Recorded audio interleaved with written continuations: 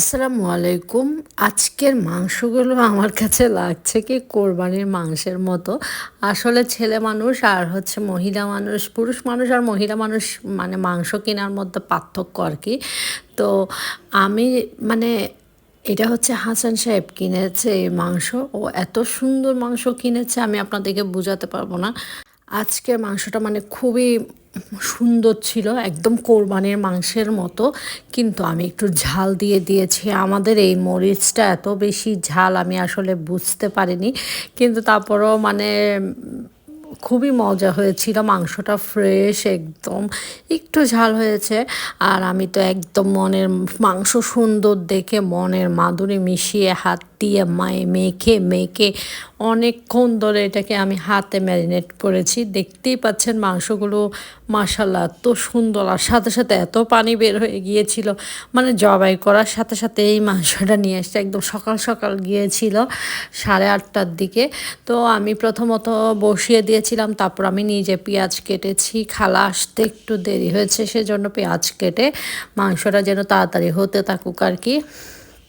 তো এটা কাটা পেঁয়াজ দিয়ে দিয়েছি, আর মাংসের মধ্যে কাটা পেঁয়াজ দিলে ঝোলটা যে কি হবে, কালারটা সেটা আপনারা শেষেই বুঝতে পারবেন। আর আজকে মাংসটা আমি কি বলবো আপনাদেরকে বোঝাতে পারবো না যে কতটা সুন্দর লেগেছে আমার কাছে।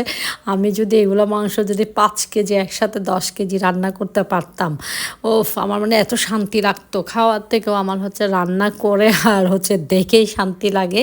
তো এই তো একদম আমি কিন্তু অনেক যত্ন করে মাংসটা রান্না করেছি, এত যত্ন করে এটা মানে। তো একটু পরেই কালার অনেক সুন্দর চলে আসতেছিল, আর একদম সকাল সকাল আর এত রোদ একদম চুলার উপরে। তো দেখতে কতটা পানি বের হয়ে গিয়েছে, ফ্রেশ মাংস সেজন্য একদম পানি বের হয়ে যাচ্ছে। আর আমি একটু পর পর কিন্তু নাড়া দিচ্ছি, কোনো ঝোল টোল এখনও কিছুই দিইনি। আর হচ্ছে এখানে হাড় ছিল মাত্র 2-3টা মনে হয়, কিন্তু খুবই অসাধারণ একটা মাংস। আসলে পুরুষ মানুষরা মাংস কিনতে ভালোই পারে মহিলা মানুষের থেকে। আমি এত সুন্দর আসলে আজ পর্যন্ত কোনো দিনও কিনিনি। তো আমি ঢেকে দিয়েছি, ঢেকে তারপরে হচ্ছে আগুনটা ছোট করে রেখেছি। তারপরে হচ্ছে আমি এখন আলু দিয়ে দিয়েছিলাম, আলু দিয়ে তারপরে একটু হালকা পানি দিব, বেশি দিব না কিন্তু ঝোলের পানি, যেহেতু এখানে অনেক পানি বের হয়েছে। আর এটা যেহেতু পোলাওয়ের সাথে মানে খাবে, সেজন্য আমি পানি বেশি দিব না। আর একটু আমি ঘন করেছি মাংসটাকে ইচ্ছে করেই, বেশি পাতলাটে করিনি।